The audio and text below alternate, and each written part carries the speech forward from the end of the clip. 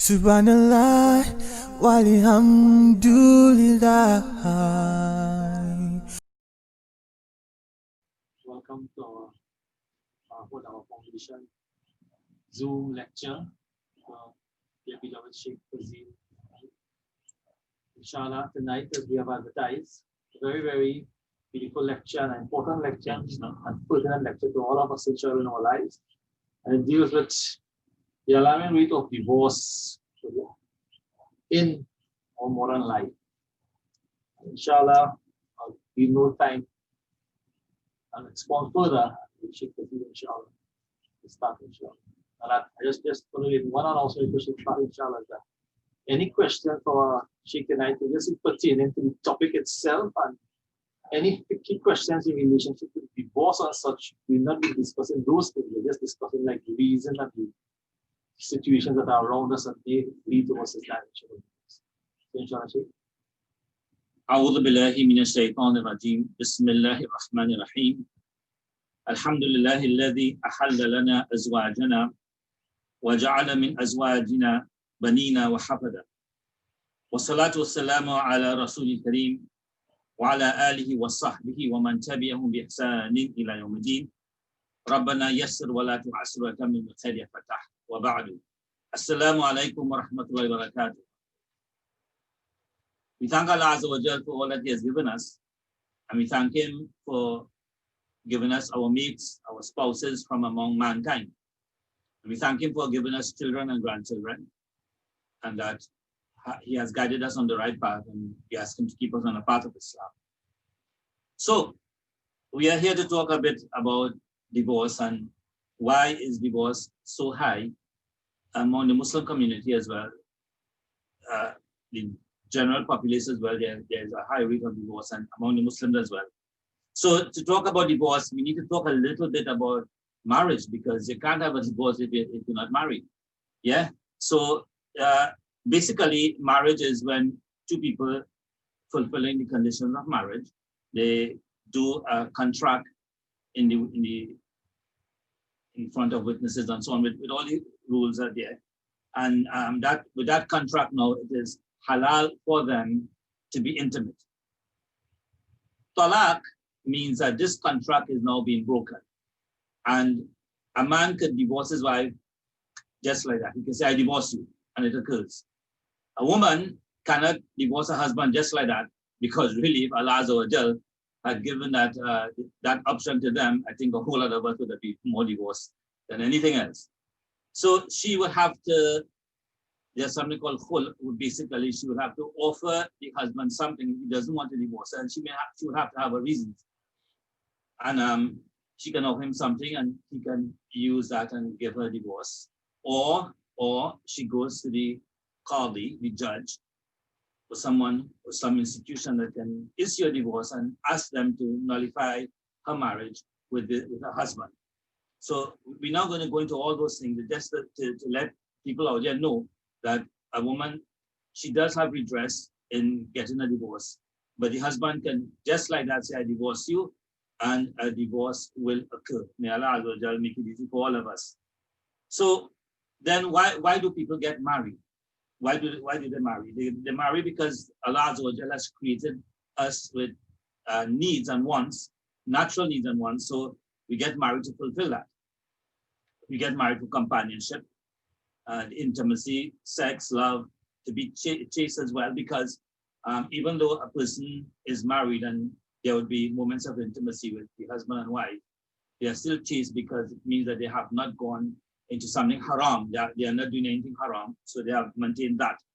For some sort of stability, for tranquility, peace, and most important, it is an ibadah to Allah Azza wa Jal. Allah Azza wa Jal has made marriage an institution that is connected to ibadah, and this is one reason why people get married. Rasulullah said in hadith, "Anikahu min sunnati, faman raghiba an sunnati falaysa minni." That marriage is from my tradition, my way. Whosoever is not desirous of my way, then he's not from amongst me. Meaning that if two people want to get married, if they want to get together, actually, they can do so, but they have to get married. And again, in Islam, a man has to marry a woman and a woman has to marry a man. You don't have a woman marrying a woman and a man marrying a man. That is prohibited. That is very distasteful in the eyes of the Almighty Allah Azza wa Jal. So that's just a little bit about nikah, getting married and being together. So then why do people divorce? If they get married because they are in love, they get married because of intimacy, the person has his needs or her needs, and they do it for that, it's an act of worship, then why do people get divorced? Well, first, let's talk about the hadith of Rasulullah Sallallahu Alaihi Wasallam, because I hear a lot of people quoting this hadith and they have a misconception about the hadith. The hadith states, and it's a good hadith, أبغض الحلال إلى الله الطلاق. أبغض الحلال إلى الله الطلاق. That the most distasteful or the most hated halal, the most hated thing that is allowed to Allah is divorce. Meaning that, well, the words are saying, you use the word abgab, hated, the most hated thing that is halal, according to Allah Azza wa Jalla, is divorce. So a lot of people say, well, I don't want to get divorced because Allah hates divorce. Yes, Allah hates divorce, but He hates divorce when there's no reason. If there's a reason for divorce, then it is jaiz, it's permissible. And Allah Azza wa Jal will not give us something that is permissible if there's something wrong in it. He has given us the religion of Islam, and there's nothing wrong in the religion of Islam. Yeah, He has perfected it. And if it is He has allowed divorce, it means then okay, sometimes we need to, get divorced because things are not going good and there's a lot of problems. And in fact, sometimes remaining married might mean remaining committing sins because of what we may be doing when we are married and we are fighting with each other and so on. So if there is no proper reason for divorce, then yeah, Allah doesn't like it. But if there's a proper reason for divorce, then definitely it is permissible and it is sometimes recommended. I have recommended people to divorce a couple of times because they kept on fighting with each other. Their parents were involved, their siblings were involved, and nobody was happy. Nobody was happy, and they still continue being together. Eventually, they got divorced, and they got back again, but they did not fix their problems, and eventually they got divorced again. So, divorce is something, yes, it is not liked, but if there are reasons for it, then yeah, you can divorce. Allah Azza wa Jal wouldn't take you to task for divorcing, and if you have a proper reason for it. Remember, the husband can just issue divorce like that. And in recent times, we've been having that happening a lot, where he would issue a divorce and then he would be sorry about it. So some of the reasons, we will not go into all the reasons, but we'll just take some of the reasons why people are divorcing. And this is something that is, again, is very rampant. And there may be a little pulse on the legal marriages and the high rate of divorces there. But what about the ones that are, like common law, in the sense that a man, and we just use the term nikah because that's what they use, but nikah is a marriage, whether it's registered or not registered, it's still a nikah. So a registered marriage is a nikah. And if you don't register the marriage, it's still a nikah. But in Trinidad, we use the term nikah. And in fact, it's turned into a verb. He nikah the girl. I suppose I might put an ed in here and then after he nikah the girl. So, one of the main reasons why people divorce, and this will be most of the time coming from the angle of the woman, when there is domestic abuse. When there is domestic abuse, and that's a big thing. And this is the month where they are trying to get people sensitized about domestic violence and trying to put out a lot of information here about domestic violence and domestic violence. So that's number one. All right. I just have it down in any order, but this was the first one that came to my mind: domestic abuse.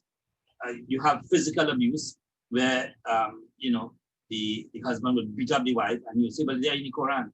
Because there is a verse in the Quran, وَاللَّاتِي تَخَافُونَ نُشُوزَهُنَّ فَعِظُهُنَّ وَاهْجُرُهُنَّ فِي الْمَضَاجِعِ وَاضْرِبُهُنَّ فَإِنْ أَطَعْنَكُمْ فَلَا تَبْغُوا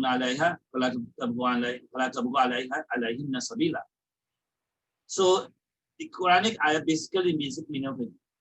وَاللَّاتِ تَخَافُونَ نُشُوزَهُنَّ. So the women whom you fear that they usurp your authority, they are totally disobedient, and you tell them to do one thing, they're doing something else, totally disobedient. We're not talking about cooking food here, we're talking about obedience in a general way, right? So those women who you fear that they are usurping your authority, they are behaving as though they are the man. The first step, the Quran says, Allah Azza wa Jalla tells us, فَعِذُهُنَّ, then warn them. Now warn them is not a shouting match. Warn them is not barking at them and screaming your guts out at them. That is not warning, right?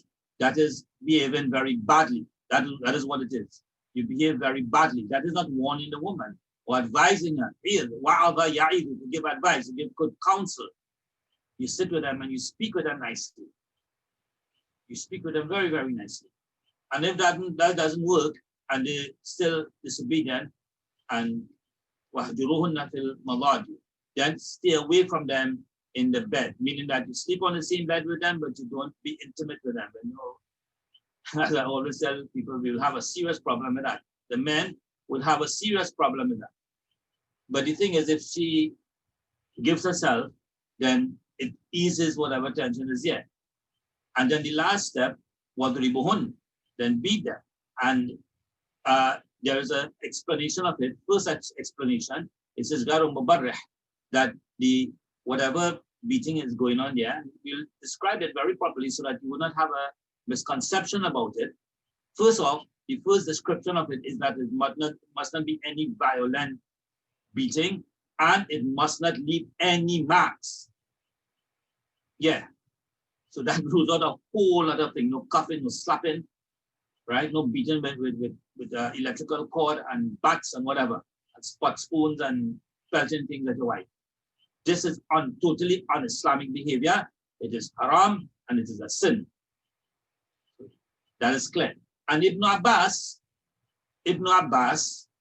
yeah, Tarjaman al-Quran, the one who Rasulullah made dua for him, and he is considered one of the people who had the most knowledge of tafsir, of explanation of the Quran. He says, and a whole lot of other Sahaba as well, they explain it as using something like a miswak. You know, a little toothbrush, like a toothbrush, like a dot one that you use to, you know, it's sometimes it might be big like this, toothstick. Yeah, it might be big like this or a little bigger, might be thick as a finger, you know, and you beat it in white with that. And you can't hit the face and you cannot mark them or anything like that. So what is left there for? You see, it's there to cause shame on the wife that my husband has to beat me. So it's nothing like domestic violence, which everybody in you will say that this is what you could do. It is not allowed. It is not allowed. So don't get a misconception about that. So there's physical violence going on, and people will come because of the physical violence that they are facing, and they want to get out of the marriage, and they have their right. There's mental and psychological and emotional abuse as well, where many times the husband would wage a kind of psychological war on his wife because of whatever problems they may be having. And the poor woman freaking out, you know, she's becoming very nervous. She become a nervous wreck, and I've had a lot of cases like that. And eventually they have had enough. And if you see the amount of time these women holding on, I would wonder, well, why? You know, things are going very bad. He's not trying to change the way he's treating you. And it's you know, you're becoming a nervous wreck. And it happens the other way around as well, where the wife would be the one. Very few, I had probably once or twice a brother call and said his wife is beating him up or so over the years, not much, right? But you do have more, sometimes a woman will use mental and psychological abuse on the husband, but most of the time is the other way around. So this is one big reason that you have people are getting divorced, because they have had enough of the abuse, whether it's physical, mental, psychological, or emotional. And you see, there's a basic right that everybody has, man, woman, and child. The right to protect themselves and to protect their minds, their health. That comes before anything else. You have to protect yourself, because if you don't do it, who's going to do it? Right? Even from your husband, if it is that he's being like that, or from your wife. Yeah, you get out of the situation where you can be, free to worship Allah Azza wa Jal, and you can have some calmness and peace in your marriage. Another reason why people may divorce is being denied their rights that Allah Azza wa Jal has given them. And again, a whole lot of it comes from the angle of the wife, in the sense that sometimes the husband may not give enough finance. Sometimes a husband, he's not working for a lot of money, and he tries and she tries with him, and they need $4,000 for the month, but he's working for $2,500. Poor fella can't do nothing more than that. So this marriage is about holding on and putting the trust in Allah, making the correct decision for Allah Azza wa Jalla, and just holding on and fighting with it. But if it is that the wife becomes impatient, and patience plays a big part in holding on, for people holding on to their marriage, patience. If the wife can be a bit patient, and Allah Azza wa Jalla can open up the way for them. So you have problems with finance, you have problems with husbands. They figure that after they get married and about a year or so, they can go back to their old habits of living with the guys and coming home 3 o'clock in the morning, and then when they were, where were you? And they would not answer, and they would get very angry. You don't ask me where I was. This is not in the spirit of Islam, in the sense that, you linemen, your wife is home, many times a young wife, and what you doing lining out? What you doing lining out? The problem of intimacy as well is the rights of both male and female. Some people say it's the right of the male alone. No, the woman has a right to intimacy as well, and romance and all these things. When those things are problematic and you don't have it happening in the marriage, you can have a lot of problems cropping up, and then somebody might want out because they are not their needs are not being met. A lot of people, they take their marriages for granted. Things go very well for some years, and then they slip into a lackadaisical mood where they don't do what they're supposed to be doing in marriage. Marriage is an ibadah. Just like ibadah, we have to keep on worshiping Allah Azza wa Jal. We have to keep on worshiping Allah Azza wa Jal until we die. Shaitan is going to come to us, even when we are dying, to grab us at that time, to throw us into the fire of hell. May Allah Azza wa Jal protect us from Shaitan and all the tricks he's up to. Ameen. So another point is boredom. So coming from that, when people are getting their rights, and when there is not enough romance or intimacy, and you may have, couples, the husband and the wife, they might be so very different when it comes to romance. Some maybe the husband or the wife might be highly romantic, and the other person may not, the other partner or the other person may not be. And there has to be some, reaching out so that they can satisfy each other, they can deal with each other's needs. And if those needs are not met, the following point, boredom can kick in. Boredom. You get bored in your marriage. Yes, you can get bored in your marriage. Everything is just like something that, like same thing every day, and there's no excitement. There is no closeness. There is no, maybe might be a problem with communication as well. And after a while, somebody might get bored. And when you get bored, you don't want to be there. So this might be one reason. And this particular reason can be a soft reason where people, they will agree, this isn't making sense. We're not fighting, but we're bored with each other, and you don't look as though you want, I'm having a problem, let's go away. So stuff like that could happen, no problem, but it's a reason why people would want to get divorced. Then we come into a very big one. From boredom, you can have infidelity, because if things are happening here, they may look outside, right? They may look outside, and we have had an influx the last year and 2 years of people from Venezuela. This is a big problem, right? It's a big problem. I'm hearing about it, where some of these guys would go with these women in a haram way as well. right? So infidelity, the actual zina is being done with people, with men who are married. It is happening. I'm not saying everybody or the vast majority of Muslim men doing it. There are one or two of them doing it. There are one of them doing it. Whether they're young or old, I'm hearing it is, right across the board. Some of them doing it. And some of them are even divorcing their wives to get married to these women. And all sorts of craziness are happening out there. So infidelity is a big one. And I will include with infidelity pornography, because it is not something that you'd want to do. It's haram in the first place. And then because of pornography, your wife now will not be able to match up with what you are seeing. Right? Your wife will not be able to match up with what you're seeing. So it's an evil, and it's now so very easy for people, because everybody have their own phones and they can do whatever they want to do on their phones. So it's so very easy now to access this stuff, and may Allah Azza wa Jal save us all and keep us all and make us blind to this this access we have all over the place. So infidelity is a big one, and there have been situations where, and sometimes for no reason at all, and most of the time, not all the time, but most of the time, you have the husband going and doing some stuff, and it causes a lot of problem. And definitely, which woman would want to stay with a husband who is committing zina? There's a difference, of course, if there's a second wife involved, and that's another story by itself.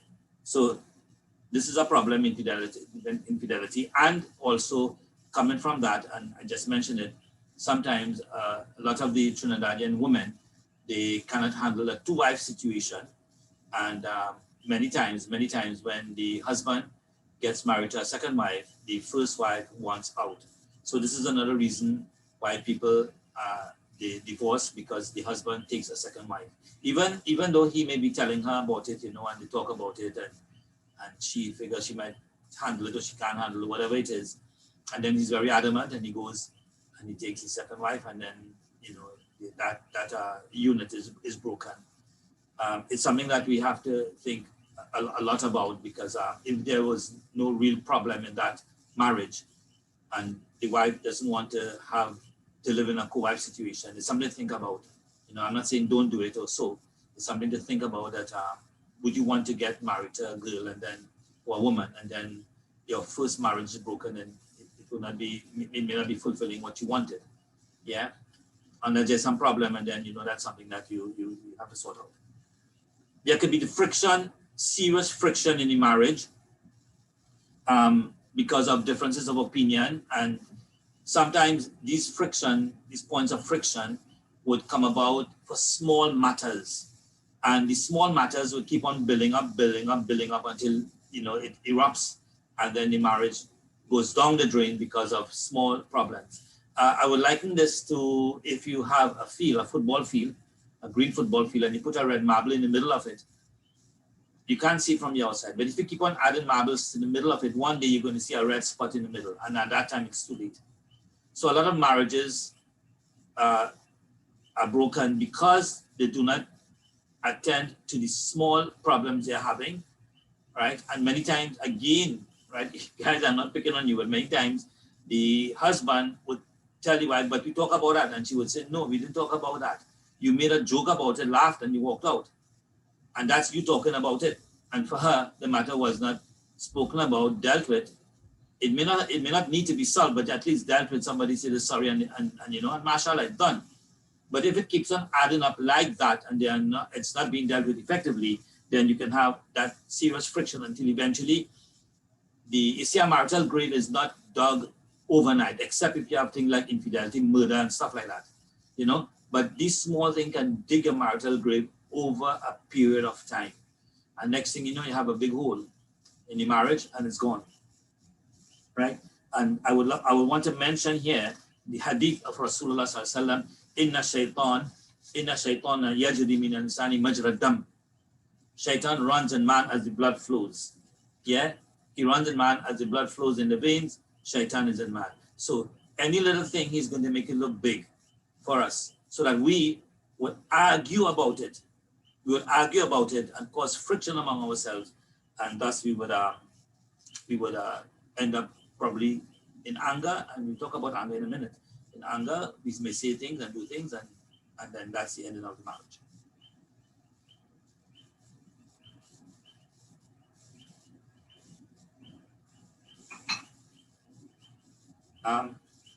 Another point is being disenchanted with your marriage. Not necessarily bored, but disenchanted. You thought you were getting something and you got something else. Right? You thought your wife was a kind of fantasy bride that you had in your mind, that when you get married, you're going to have this and that, and it'll be like that. And then when reality hits you, like a splash of cold water, a bucket of cold water in your face, you say, oh, hold on, this is not what I want. And sometimes the reality hits at different times. I've seen within a week, a couple months, people get divorced because I didn't sign up for this. Marriage, my dear folks, is a commitment. That is the reality of marriage. It is a commitment, right? And when we have our false expectations about a super marriage, a marriage where everything is going hunky-dory, that is not reality. Reality is that we are going to have problems. The person you're marrying, you have married or you're marrying with is not you. She is not you, or he is not you. There's a different entity by himself or herself. And they will do things differently, right? So we get disenchanted sometimes because the expectations we had of the other person's two aspects of it may be. One, the actual fantasy that you may have had in your mind about spouse, the male or the female, or we thought that this person, right? They thought that this person was what he or she wanted. And then when they get to know the person, it would be like, oh, I think I made a mistake. So people get disenchanted, and I have seen, all sorts of things happen when the reality of what the husband or the wife is, how the other person reacted, and they got out of the marriage. For religious persons, for religious purposes, you may have people wanting out of a marriage. We in Trinidad, and being in Trinidad, a Muslim could get married to a non-Muslim, a Hindu, or non-Muslim got married and then one person become a Muslim. And then they're realizing that, it doesn't make sense because I am a Muslim now and this one is not behaving in a way that I want, and I'm not comfortable with it.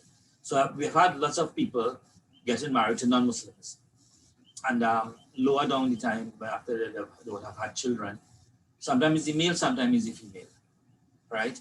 Lower down the line when they would have had children, and then now they want to practice their Islam. They decide that, I can't stay married here. So especially if a Muslim is married to a Hindu, right? And he starts to practice, well, in Islam, you can't do that. And a Muslim woman could only get married to a Muslim man. A Muslim man can get married to a woman who is Muslim, and there is some leeway for getting married to the people of the books. So you have maybe Jews and Christians. A Muslim man could get a wife from a Jew and Christian. And there's some disagreement with it and differences of opinion we won't go into, but those are the category. So a Muslim man cannot get married to a Hindu woman. If she becomes Muslim and she's no longer Hindu, so that trait will not be applicable to her anymore. So we want to talk now. Those are some of the reasons why people get divorced, and I want to talk a little bit about some factors that lead up to those problems. So this is like going into it in a little more detail. Why do people get disenchanted? Why it is they get divorced? For those reasons that I've given. So we have, first off, and we will talk about anger. A lot of people have an anger problem here. And anger and lack of patience, they go hand in hand. Anger and lack of patience go hand in hand. So, Shaitan will whisper to us about certain things to get us angry, because when we get angry, we lose it. And he's happy when we get angry and we can say things to our wives. So I quoted that hadith Inna shaitan yajri min al-insan majra dam. The shaitan, he flows in man just as the blood. And then there's another hadith, right? And we'll talk about hadith in a minute. So we're talking about anger, right? And we're talking about a spouse or spouses who behave badly. They behave very, very bad. And or they are bad-tempered. So they're good, and then when something happens, they just blow their cool at the drop of a hat. So what happens? What happens? Why it is they are like this? So we need to understand a bit about shaitan. So there is this hadith from Jabir. He said, the Messenger of Allah sallallahu alaihi wasallam said, Inna Iblisa yada'u arshahu ala al-ma. That Iblis places his throne on water. Iblis places his throne on water. ثم يبعث سراياه يفتنون الناس. Then he sends out his scouts. He sends out his scouts so they will go and cause trials on the people, cause fitna, test them, and whisper to them to do evil things. فَأَدْنَاهُمْ مَنْزِلَةً أَعْظَمُهُمْ فِتْنَةً. So the closest of these devils to shaitan is the one who has caused the most fitna, the most trouble among man. يَجِيءُ أَحَدُهُمْ فَيَقُولُ. So one of them would come and he would say, after he would go and cause his mischief, فَعَلْتُ كَذَا وَكَذَا. I did this and that. فَيَقُولُ مَا صَنَعْتُ شَيْئًا. So shaitan, Iblis, would tell him, you haven't done anything. You haven't done anything. So eventually, قَالَ ثُمَّ يَجِيءُ أَحَدُهُمْ فَيَقُولُ. Then eventually one of them would come and say, مَا تَرَكْتُهُ حَتَّى فَرَّقْتُ بَيْنَهُ وَبَيْنَ امْرَأَتِي. I didn't leave him until I caused him to split up with his wife. I didn't leave him until I caused him to break up or split up with his wife. قَالَ فَيُدْنِيهِ مِنْهُ وَيَقُولُ. So he would bring him close to him and he would say, Na'am, and yes, you are the one. You are the one. This hadith is very, very important. You know, the society is based on homes. The strength of your society is based on the strength of your homes and the individuals who are in that home. So if your homes are strong, the society is going to be strong. So if you have stability and you have love and you have ibadah and you have tawheed, you have the oneness of Allah, you have worship, you have all these lovely things in your home, shaitan will come and try to disturb that peace, that Islam, and cause some problems so that they can break up. So if the homes are strong, the society is strong. And when the society is strong, shaitan is not going to get his way. So he wants the homes to break up. He has no problem with a man and a woman being together. Don't get me wrong. Shaitan has no problem with a man and his wife being together. He says that he doesn't want her to be his wife. He wants them together, but not as husband and wife. You understand? This is what shaitan wants, right? So he breaks up marriages. When you break up marriages, the children are traumatized and the husband is angry and the wife is angry and then there's fight over a house and land and whatever and all sorts of things happening. And then her family and his family and everybody will be playing the blame game, and then you have a lot of disturbances in society and you have problems. On instability, right? You have instability. And then another hadith to understand it more. ما منكم من أحد إلا وكل له إلا وقد وكل به قرينه من الجن وقرينه من الملائكة. There's not one of you except an associate of the jinn and an associate of the angel have been assigned to him. An associate of the jinn and associate of the angel have been assigned to him. And he said, وَإِيَّاكَ يَا رَسُولَ اللَّهِ. He said, and even you, O Messenger of Allah. He said, even me. He said, وَإِيَّاي وَلَكِنَّ اللَّهَ أَعَانَنِي عَلَيْهِ فَأَسْلَمَ فَلَا يَأْمُرُنِي إِلَّا بِخَيْرٍ. But Allah Azza wa Jal supported me against this devil and he accepted Islam, so he does not entice me except to do good. Right. So that's something that we have to understand. That when we are hearing the whisperings of shaitan, and you do not hear him whispering, a thought comes to your mind to do this or to do that. The thought comes to your mind to do this or to do that. And when that happens, that's a whispering of shaitan. Right? We have to seek refuge in Allah Azza wa Jal to make sure that we do not get caught in a trap. Now, so we're talking about anger. So the husband is screaming and the wife is screaming. And then, my dear sisters, my dear beloved sisters, why in a state like that do you tell the husband, well, give me a divorce now? Why do you do that? Well, divorce me now. So he drops one, well, I divorce you. Or he might shout it. He ain't going to be seen like that. Shout at the top of it, I divorce you. And she would say, well, make it the second one. Make it 2. And he would tell her, I divorce you. And then she would tell him, well, finish it off now. I divorce you. According to the Hanafi Mazhab, 3 occurs. 3 of those divorces occur, all of 3 of them occur, and they're not halal for each other. And then they will come crying. You know, he said so and so, and so he was angry. Okay, yeah, he was angry, but he knew what he was doing. Right? And yes, there's a little difference of opinion whether it's said at one time, whether 3 occur or 1 occurs. So, but the Hanafi, and the majority of the people in Trinidad, they are Hanafi, would say that 3 occur. So you have to be very careful. If you know, why do you ask for divorce? Many times the sisters would say, ask him for divorce to shake him up, you know, to bring him to his senses. I'm asking for a divorce. And he would say, well, I give her divorce because she asked for it and she was screaming and she wasn't giving me a chance. Right? And then both of them would regret it. And some of them would go and do haram things to get back together. And some of them would just get back together without anything.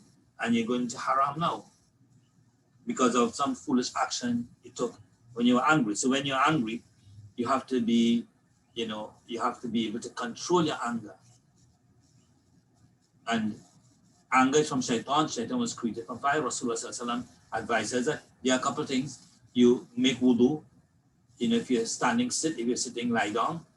You recite Quran. You recite the Darood, Allahumma salli ala Muhammad, as-salatu ala Nabi sallallahu alaihi wasallam. Recite something that will bring you closer to Allah. And when you get closer to Allah, you're going to get far away from Shaitan. Seek refuge in Allah Azza wa Jal.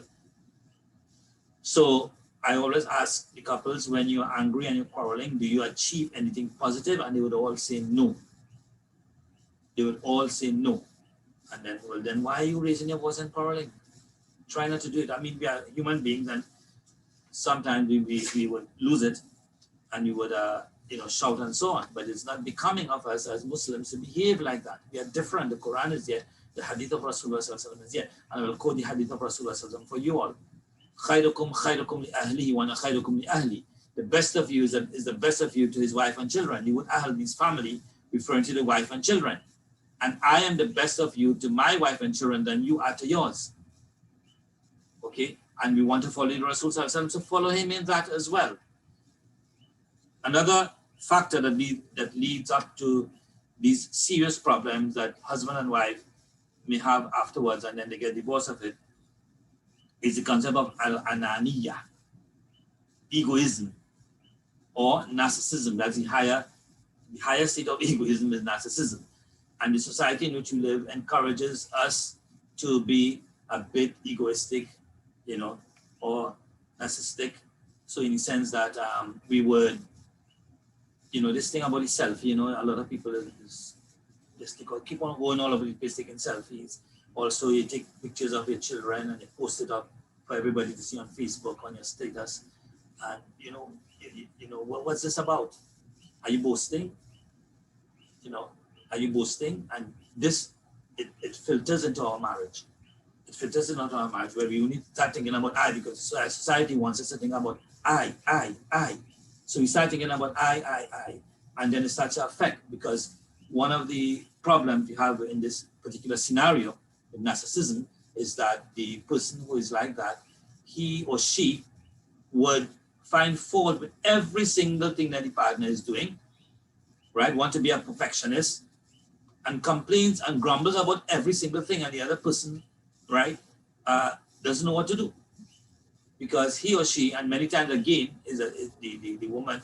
Have had some cases where, you know, all of them is the woman, the wife is the one who's on the receiving end, where he would say this and that about her and all that, and eventually, because of that pressure, it's very nerve-wracking. You can't do anything right. You can't do anything right, not even boil an egg, perhaps. I don't know. If you have crack, is a problem. So in a case like this, the wife or if it is the husband, they would eventually want out because there's no happiness there. And one of the problems there too is that, and it goes the other way. the husband will not take the opinion of the wife. He doesn't even want to hear. You shut up. I the husband, yeah, I say what I say, and you shut up and listen to what I say. All those sorts of attitude is not good. And another thing too, sometimes the husband would deny the rights of the wife. He will not humble himself and give her her rights. So if she complains that she's not getting enough, it's called nafaka, money to spend on the house, right? He would have money, he would spend it with whatever, because when you hear what the pay is and what he does with the money, you take that and make that work, right? And he goes and he squanders his money in some other thing. Okay, so this is another problem that has cropped up where a person is being selfish, egoistic, right? A bit of narcissism has creeped into him, maybe it might be a whole bit, and this one is being bandied about a lot all over the place, and we have to sit up and take notice because it could cause a failure in marriage. Coming from that as well is another point that leads up to these problems is just finding fault with each other. We can quickly, and this may not have to do with narcissism, it's just the natural way we are. I can always find fault with you and you can always find fault with me, but I will not find fault about my own behavior, right? So Umar radiallahu anh, he had a hadith, well, a statement, hadith in the sense of what he said, athar is a better word to use, where he said, so it's come from Umar, it is not a hadith of the Rasul sallallahu alaihi wasallam, it's a statement of Umar. He said, hasibu anfusakum qabla an tuhasabu. You know, check yourself, take stock of yourself before you are taken stock of on the day of judgment. وَتَزَيَّنُوا لِأَرْضِ الْأَكْبَرِ, and beautify yourself for the big show of the day of judgment. فَإِنَّمَا يَخِفُّ الْحِسَابُ عَلَى مَنْ حَاسَبَ نَفْسَهُ فِي الدُّنْيَا. Because the hisab, the account, and the accountability is easy for a person who effectively takes stock of himself in this world. So we need to find the fault with me. I need to find the fault with me. Find my faults, right? And in finding my faults, I have to deal with me. Often, the husband would want to fix the wife, and the wife would want to fix the husband. And you have a lot of problems when they don't deal with themselves. So that's another problem that leads up, another factor that leads up to the big problem that they're having. Eventually, they will argue, somebody will get angry, and the marriage will go down the drain. This is another big one, lack of communication, effective communication. And when we say communication, there are two aspects of it, the actual talking with each other, and two, clearly stating what you want to state.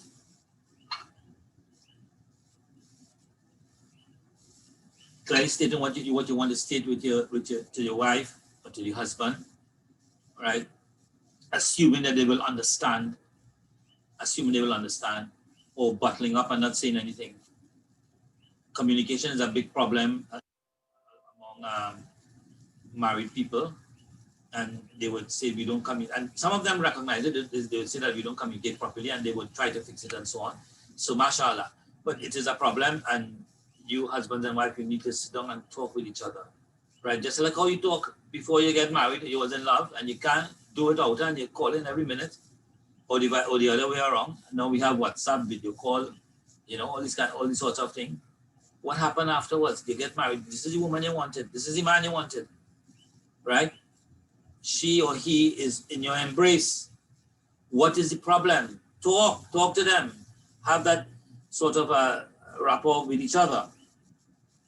We have also been distracted by modern gadgets. So that will include the phone, the iPhone, and the Kindle and computers and all these things. There's a big problem that is happening probably in the world where husband and wife will come home, and this is a catalyst as well for the previous problem that we were talking about, the previous factor of a lack of communication, and they will be on their phones. They are probably sitting by each other eating while whatever it is, and they're on their phone talking to whoever it may be, probably somebody from work or a friend or something, whatever it is. And they will be there, and the conversation now is not there. Sometimes I've heard that 4 people sitting down to eat and they're communicating on WhatsApp, you know, and that's a kind of crazy kind of bid'ah, isn't it? Everybody sitting on the table and they're communicating on WhatsApp. And the reason why they're not talking is because they're also talking to other people on the chat.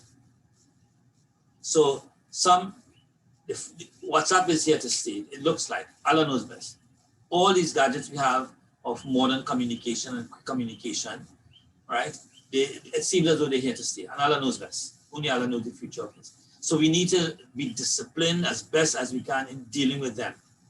And if we are not disciplined like everything else, it can cause serious problems in our relationship. So for the husband who comes home and he's a supervisor, right, and he has to be on call, oh gosh, when it's 7 o'clock or 8 o'clock, put your phone away now and go and sleep, or spend your time with your family and or something. You have to tell your bosses that, listen, 8 o'clock I switch my phone off, or I switch off WhatsApp or whatever it is, or I'm not going to take any calls because I have a duty towards my family, right? So the business goes well, and if you die tomorrow, you're going to get somebody to replace you. So what about your family? What about your family? Who's going to replace you? Well, maybe somebody might replace you. Who knows?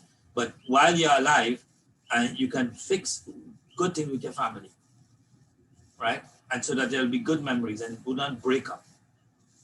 Okay, so a person might continue being supervisor, but the family broke up because of his work. So we cannot allow those sorts of things to happen. The family unit is a commitment. It is an ibadah. So we need to have it going, right? We need to have it going. So there has to be some sort of discussion between husband and wife, and some sort of agreement as to how are we going to use our phones and what is distracting and what is sensitive to one or the other, so that we can have some rules that we can work by. Another point, there's a kind of tricky one, is in-laws, right? So your father dictated to you what you should be, and now you have your children, whether you're the son or the daughter, and he wants to dictate to the children, to you, how the children must be. We have that a lot, right? Sometimes it is the grandmother, but it can be from any one of the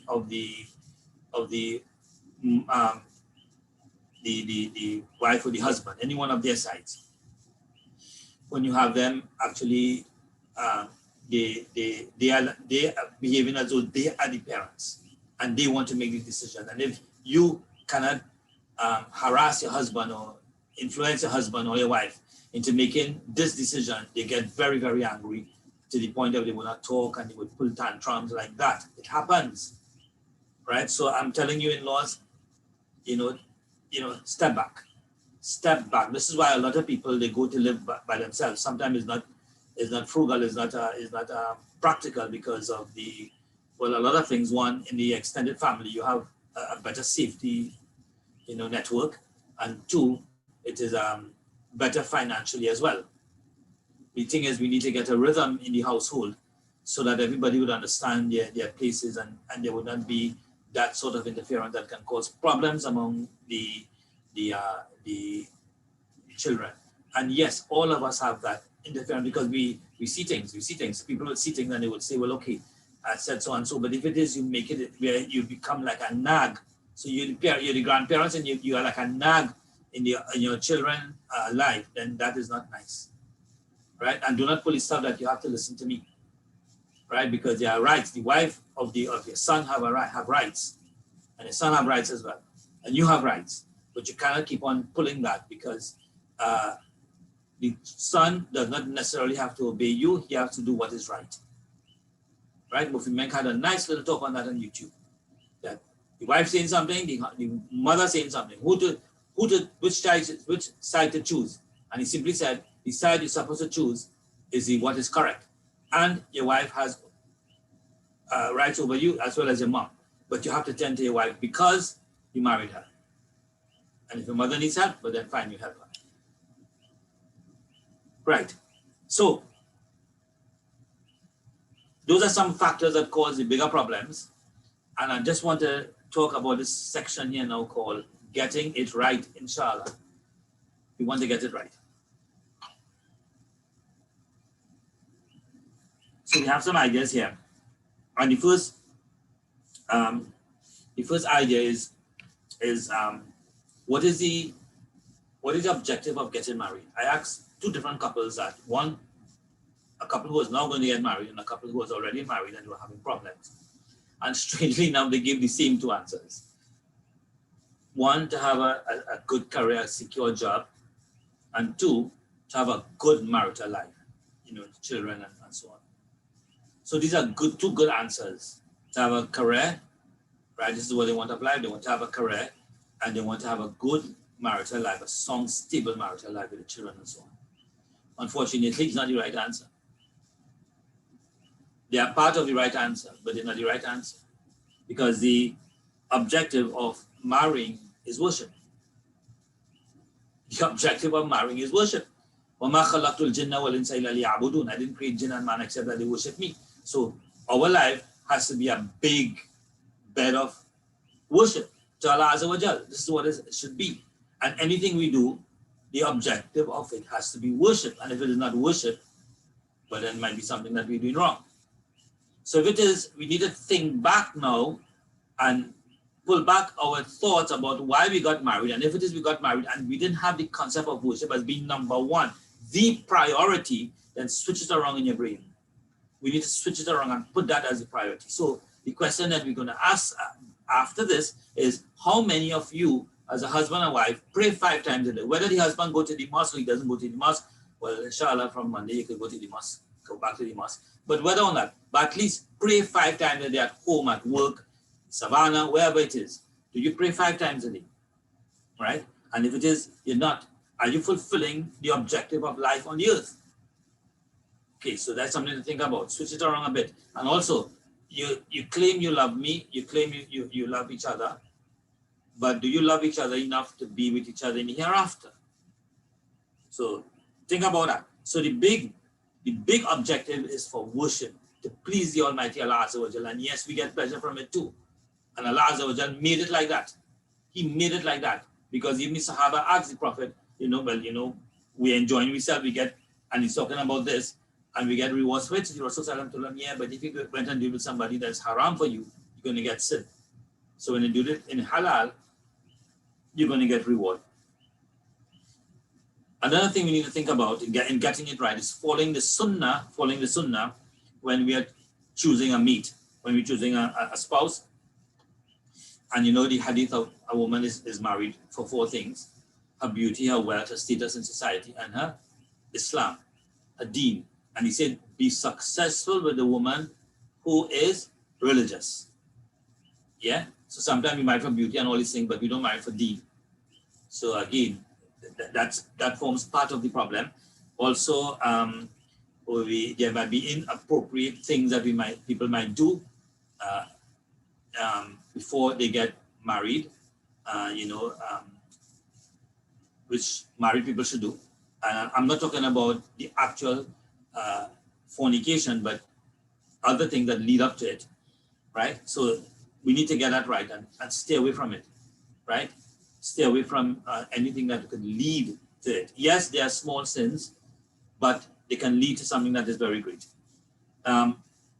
Also, in getting it right, we need to have an infusion of romance, right? Love, intimacy in our marriage.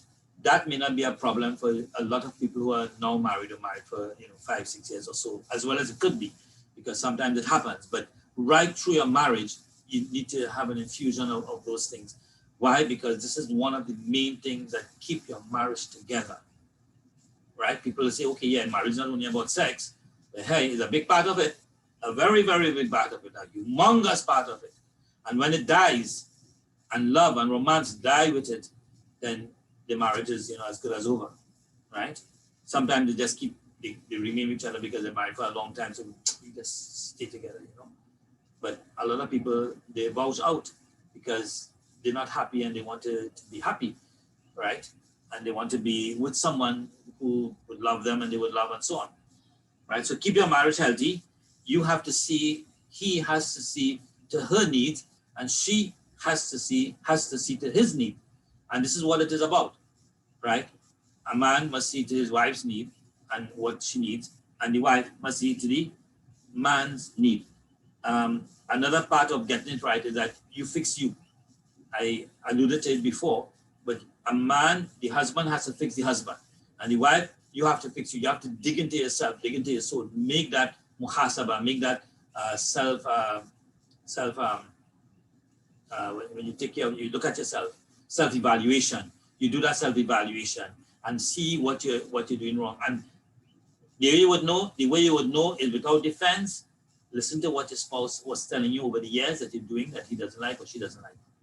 That is a key to what you're doing wrong, right? Another point is that you must attend to your marriage. Do not take your marriage for granted. Attend to it, right? Attend to your marriage.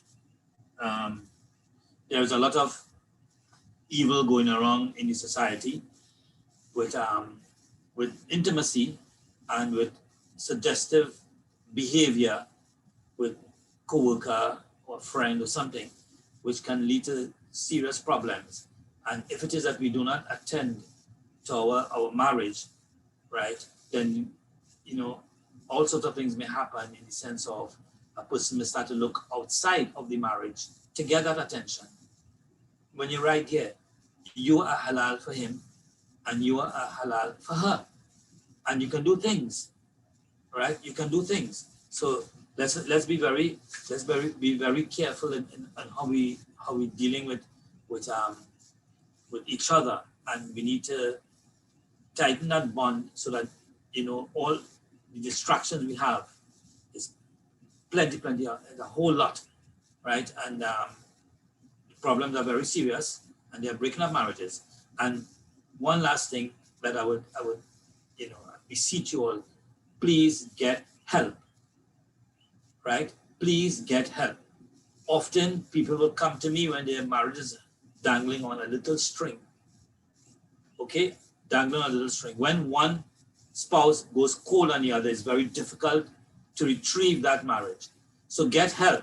Nothing is wrong with it. The companions, male and female, they would go to Rasulullah sallallahu alaihi wasallam and they would tell him his problem. The difference between Rasulullah sallallahu alaihi wasallam and us is that he would get revelation. We had to go and look. He would get revelation and we have to go and look, right, to see what we can come up with, and then with experience and studies or whatever it is, we have some ideas. Okay, so he can give, and when he issues a command, you know, they have to follow it. We don't have that kind of command over people. So we have to bring it to them in a way, and this is where counseling is important when it's needed. We have to do it in a way that they will understand and they will have that choice. But the Amir, in the time of the Prophet ﷺ, or the time of Abu Bakr or Umar, when they could order the wife to go back to the husband, you know, and it has to be followed. But in our day, it's not like that. So we have to take the approach of this sort of counseling, and it works a lot, right? So seek help. This is how you would seek help for other things. And guys, those say that man thing, you know, we go solve the problem by ourselves. Sometimes it don't work, right? Sometimes it don't work. And beware of telling your wife, you know, don't tell anybody. Keep this among yourself. Because she's not going to broadcast it on TV or anything like that. But if she needs help, right, don't go to anybody. We could, you are strangling her emotionally, and she has to talk to somebody. So because she's in a situation, or it might be the other way around, right? It might be the other way around as well. So when there are problems that can be helped, you know, and there are a lot of help out there, you know, just that you have to seek it and be brave, you know, seek the help, and it is very confidential and people treat it in that manner. So these are some thoughts that I will have had, and I'm sure there are other points that you all probably could bring up. Okay. Also, you have misbehaving by the, well, most at this time it will be the husband. Sometimes you have it with the wife, where you have, and it comes under the religious aspect of it. You have drinking, gambling, substance abuse. I've had a case where, well, some cases where the girl knows that the boy, he smokes weed and he takes stuff, and she still gets married to him because she loves him. She's in love with him. She says she loves him. I was like, well, because come on, you must choose proper people to be fathers for your children or mothers for your children, you know, and you have to go beyond what you consider to be love and see if that person is suitable, you know, and that you can have children with this person and you would like the style of parenting that this person would have. So may Allah Azza wa Jal make it easy for all of us. May He forgive us all, whatever it is that we made any error in, that He forgive us and He show us what is right. And inshallah, let us be guided by the Quran and Sunnah of Rasulullah sallallahu alaihi wasallam, and also we have the good words of people who have some knowledge and experience in helping out with these matters.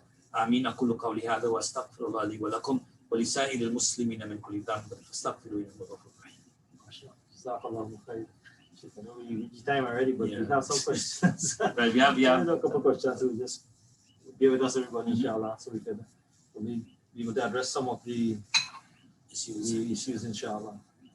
It seems one of the questions we have here, one of the things that is actually being brought up and some of the questions is, I'll ask the question directly as you have already answered it before, but just as it's asked by listeners and viewers. Do you believe that young couples do not know their roles in a marriage? Yeah, a lot of them don't know. Never mind the young couples. Sometimes we have couples married for 20 years and they don't understand what they're supposed to be doing, and they just go with the flow of what is found in society. So yes, I would say a lot of couples do not know their roles and do not know what they can do and what they can't do and how to behave in marriages. And there is this thing about premarital counseling. It helps a lot, but one of the aspects of that I feel is even more pertinent is that not just premarital counseling, but if you do a premarital counseling, then after the couple got married, about 6 months inside the marriage, you should do another. Yeah, you should do another session in case something came up and you just tie it in and have it open at any time they can call you. In a case like this now, the husband or the wife, because you would have won their confidence, they wouldn't have no problem in coming if there's a problem. Yeah, none of this. This one is I mean, Sheikh, you might be more relevant to answer this as well, too, because what is the difference between now as compared to 30 years ago? When we see what the past and as though marriages lasted then. But not just 30 years ago, maybe 30 years ago was in the 90s. We're talking about 50 and 60 years ago. One of the things is that long time a lot of marriages were fixed. And the old people have a lot of sayings, and one of the sayings they had divorces among them, but not as rampant as we haven't seen it here. One of the sayings that the old people have is that if it's broken, if it's broken, fix it. Don't throw it out, right? And you have a lot of lack of patience with these young people. And the guys, although take a lot of licks for this, the guys know that they can just divorce their wives, so they're using it. I don't know if they are excited about and sometimes you have this happening here. A guy will get married different women and then divorce them and get married to different women. So, he takes them. Yeah, he does. That's something else. But in serious relationship, there's a lack of patience and understanding what they should do. And the Quran talks about, and the Hadith as well, right? Well, especially Hadith, that the woman was created from a rib. If you go to straighten, you're going to break it, right? And another Hadith speaks about the mood of the woman. He says they don't stay in one way, right? Referring to being very moody, right? And I suppose when a woman is going through a period, she would be very moody. I don't know because I never had that experience. We don't do that. The women do that, So the Quran and the Hadith speak about how these women are. And we as men, we don't take that in consideration, right? We need to be educated about what women are about. And the women need to be educated about what men are about from a Quranic perspective. Because on the day of judgment, the society ain't going to stand by us. You're going to be running away from everybody, and we have to stand. And will we disciplined according to what the Quran and what the Hadith told us to do? Yeah, so it's different, and also the distractions are plenty. In those times, there was one phone I remember when I was growing up in Kira. There was about maybe 3 or 4 phones in the village. But now one guy will have 2, 3, 4 phones. Yeah, right. So you have that. You have the advent of television. You have the advent of the computer, right? So husband and wife not spend more time with each other, more time in bed. They in the house, but in different parts of the house, and hours will pass and they may not even interact. And then they go to sleep and then that's it. So there's a serious problem here. A lack of attending each other, a lack of being with each other and so on. There's a recommendation, Sheikh, a follow-up lecture should do a lecture. The Sheikh should do a lecture for us as well and how kids are affected from broken marriages. Well, I have that in mind, know that I'm not going to talk about that today. But for the next lecture, You know, so that is very pertinent, and yes, they are affected. Right? But in the same breath, I would say, however, some marriages are so toxic that it's better for them to break, right? Because the kids growing up, they're growing up traumatized. So some marriages are like that. That it's better that they break yeah. This one's a bit tricky, but you can handle it. It is permissible for a man. It is permissible for a man to marry a second wife, and is it permissible for him to marry a second wife and hide it, knowing to his first wife? Okay, so it is not in the spirit of Islam to hide your marriages, because the Prophet ﷺ says, "A'linu nikah," make public your marriage. Right. So first off, in the spirit of Islam, it is not allowed. It is not liked. Right, because a'linu nikah is not it's something that you have to do, because to stop anybody having any suspicion. So there are a couple of hadith that speak about it, that the Rasul ﷺ was walking with one of his wives, and one guy saw him and he turned and he went somewhere, and the Prophet called him. And when he met him, he said, "That's my wife, so and so." And he said, "Oh, Messenger of Allah, I didn't have any bad thoughts about you." Yeah. Right? Because remember, they have their niqab and everything. So, so Islam does not like suspicion. People having suspicious views about this and that, and suspecting this one and suspecting that one to be doing this. Islam doesn't like that. And you see how loose our tongues are in Trinidad, where we would tell our wives, right? Husband would tell their wives, "You're a whore, you're a jammet," you know, and stuff like that. No, it's not good. It's haram to say those things. Is it okay for the husband to withhold financial information from his wife? Okay, it's tricky. Yeah, that's a bit tricky. It depends on the relationship the husband and the wife has, right? And the husband's earning is the husband's earning, and as long as he's not depriving her of her rights with respect to proper nafaka, proper money to spend and all that, right? And but then this is his money, and he can if he wants to. Now, it may not be the best thing for the health of the marriage, right?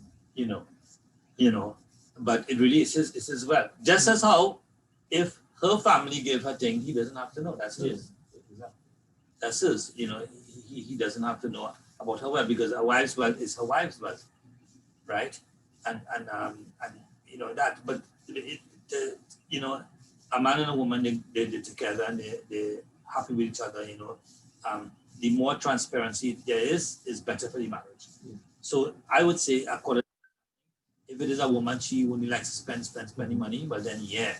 But if it's a woman who is resourceful and she's helpful, and you know, whether she's working or not, and she makes sure that he saves money and this kind of thing, then you know, he may want to open up a bit about that aspect of it. Yeah, and you know, coming back to the previous one about the secret marriages. So let me just finish it off, because whilst the Prophet said that, some of the ulama say, yeah, you can have it, because the situation is that the wife might get on really bad, and until eventually he might break it to her. I mean, I know people in Trinidad, they were married 7 years and so on. The first wife didn't know. Yeah, and other people marry for some months, and then eventually the wife gets in, and then all hell breaks loose. Right. Sheikh, in reference to the end of time, the level of promiscuity and morality in our society, and Prophet mentioned how that divorce will become more, dominant in our society. Is it that? I can't recall a hadith about there being more divorce. Yeah. I don't know, but I know zina will be. Zina will it lead to that type of zina? Well, I would want to say that because of these increases in those things, yes, divorce will get, the marriage will be hit hard, because you'll have people wanting to be in a particular way when the husband or the wife misbehaving in a different way. So the effect of that, yes, it could have more divorce. I mean, we're having more divorces as time goes by. And again, we're not talking about the nikah that is happening. Yeah. Right? Yeah. I mean, subhanAllah, all kind of craziness coming to me with respect to this nikah, in inverted commas. And people do all kind of craziness. So Yes, it could lead to that, but I'm not recalling a particular hadith. There's a time there'll be more talaq. I just can't remember. Yeah, most signs I can't remember exactly. So in the time, signs of can't get Qiyamah. So subhanAllah, we extend the time 8 to 9 minutes. Jazakallah Sheikh. We really appreciate the time you take out of your schedule and this not easier time. And I reward you, inshallah. If I make any mistakes, it's from me, and whatever I say is true is from Allah.